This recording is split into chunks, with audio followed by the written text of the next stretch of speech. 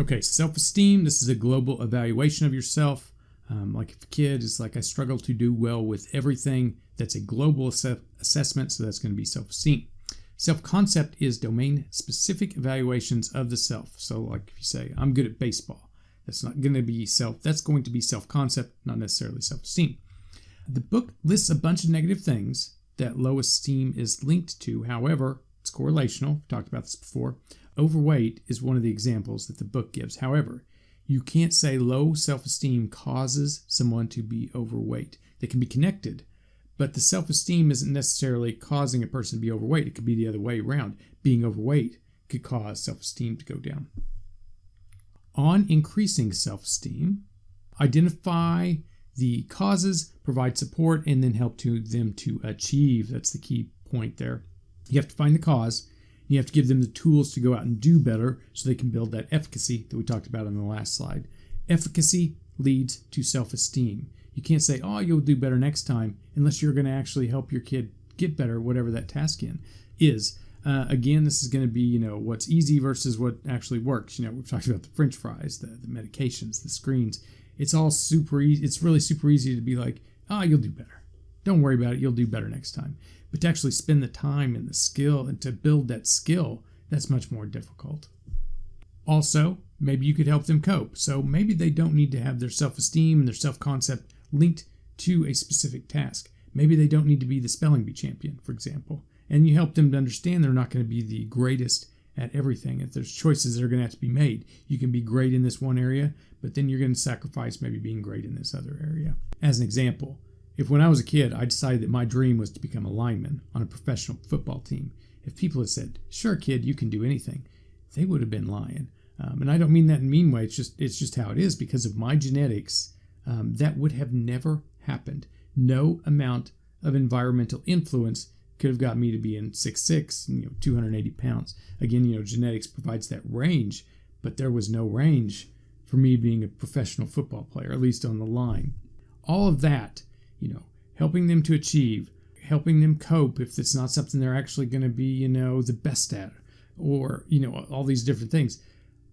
All of that is going to be better than instilling false self-esteem. You don't want to create false self-esteem. We'll talk a little bit more about that here in a second. As the book puts it, self-esteem does not always reflect reality. Some people, they do well, and consequently they have high self-esteem. Do well, have the efficacy, self-esteem goes up. They do something that deserves an internal praise, basically. And this is a quote from the book. Self-esteem can also refer to an arrogant, grandiose, unwarranted sense of superiority over others, and that low self-esteem may reflect an accurate perception of one's shortcomings. It's a pretty rough way to put it, but it can be accurate. Low self-esteem can be considered a warning, can be considered an alert. It's telling you there's something off, that either there's something you need to work on or there's something that you need to quit worrying about. And you need to try to deal with that, to cope with that. That's what that self-esteem is telling you, that low self-esteem. It's an alert telling you to do something. To ignore that, to say, oh no, I don't have low self-esteem. I'm great. I'm perfect. Everything I do is great. That's self-deception, and you don't want to send your kid down that path. When they look at self-esteem overall in the culture, it's not low. It's actually high. Most people think they are better than the average person. So think that through. Most people think they are better than the average person. It's not possible. Then it wouldn't be average. One of the reasons for this increase in self-esteem, but not necessarily efficacy or the ability to get things done, is that some grew up receiving praise for poor performance. Like everyone knows the example of participation trophies. Praising mediocre or poor performance can lead to an artificial, inflated self-esteem, which can cause children with low self-esteem to avoid learning experiences.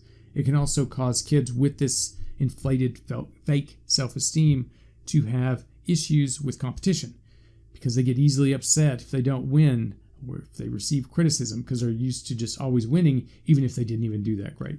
The participation trophies. One of the reasons that you want your kid to play sports, if they're into playing sports, one of the reasons that you want to do that is so that they can learn how to lose. You actually think about when you're playing sports, everything's about winning. And yeah, you do want to win. That being said, When you're a kid, you want to learn how sometimes things just don't go your way, that you lose games sometimes. You want to learn that as a kid. You don't want to win every single time, and then when you're 20 years old, you're all of a sudden like, how can I be losing? I'm perfect. I won everything. Well, you won because you got participation trophies. Related to this, teachers are also falling in line with this. Teachers are afraid of giving legit criticism because then they run into problems with the kids, the parents, the administrations. The parents and the administration basically work against the teachers now. It used to be the teachers would report to the parents, say, hey, your kid needs to work on this, and the parent would work on it. It's not like that now. The parent goes to the school, is like, why are you giving my kid bad grades? As an example, I read a recent news article about a teacher that got fired because she was giving 0 on assignments when the kids didn't turn the assignments in. At that school that she worked at, the lowest grade you were supposed to give was a 50 so that you didn't hurt their self-esteem. So these kids were not turning anything in, but the teacher was supposed to give them a 50 so that it didn't hurt their self-esteem. That doesn't make sense on so many different levels. As another example, an instructor told me recently that a student sent her an email that said, that grade that you gave me hurt my self-esteem.